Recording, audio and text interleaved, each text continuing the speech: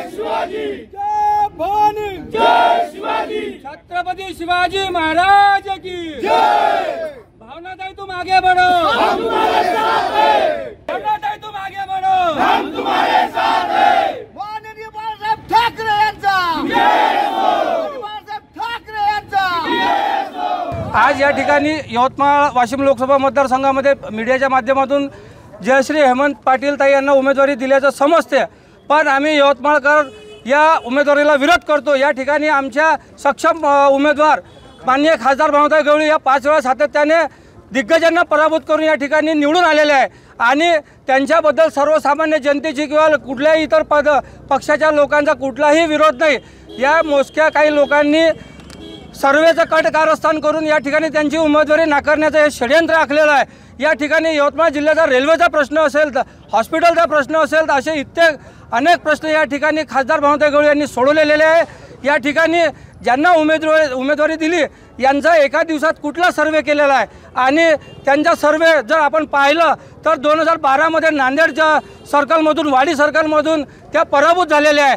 त्यानंतर 2019 त्यांना विधानसभेची उमेदवारी दिली होती, त्या ठिकाणी दुसऱ्या क्रमांकाचे मतं हे अपक्षाने घेतले आणि जयश्रीताई पाटील या 3ऱ्या क्रमांकावर असून त्यांचं डिपॉझिट जमा झालेलं आहे।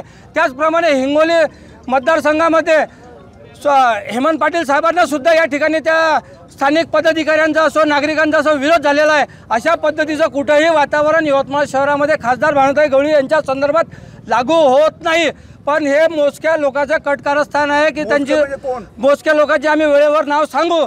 जर आमची मागणी अगोदर हीच आहे की बाहेरच्या उमेदवाराला देण्यापेक्षा या ठिकाणी आमच्या खासदार भावनाताई गवळी यांनाच उमेदवारी दिली पाहिजे ही आमची आग्रहाची मागणी आमचे एकनाथजी शिंदे साहेब देवेंद्र फडणवीस साहेब यांच्याकडे आहे आणि आम्हाला निश्चित विश्वास आहे या ठिकाणी ते आम्हाला न्याय देतील।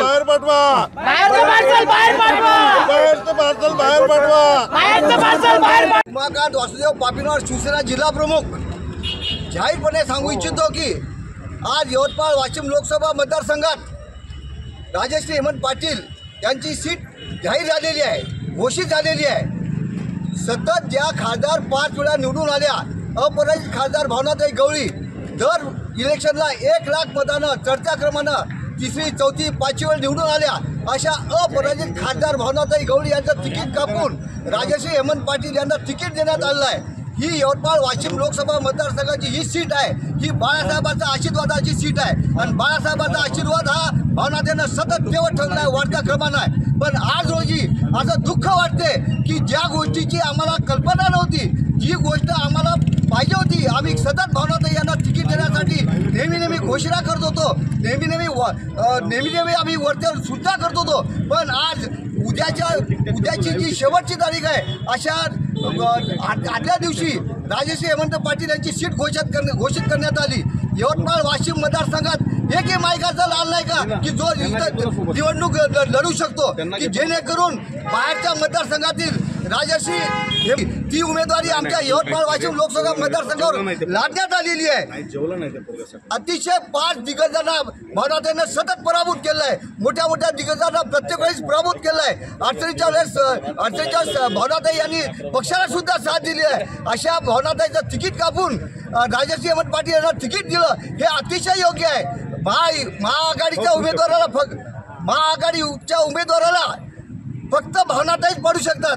आम्ही जाहीरपणे सांगतो की इतक्या दिग्गज लोकांना जे उमेदवार पाडू शकते अशा उमेदवाराला तिकीट कापून ज्या उमेदवाराची यवतमाळ जिल्ह्यात वाशिम जिल्ह्यात कोणतीही ओळख नाही आहे अशा अनोळखी उमेदवाराला तुम्ही इथं उमेदवार दिली, या गोष्टीचा आम्ही निषेध करतो आणि जाहीरपणे सांगतो की फक्त यवतमाळ वाशिम लोकसभा मतदारसंघात भावनाताई गवळी यांनाच तिकीट द्यावे, जेणेकरून महाआघाडीचा उमेदवार पडू शकतो।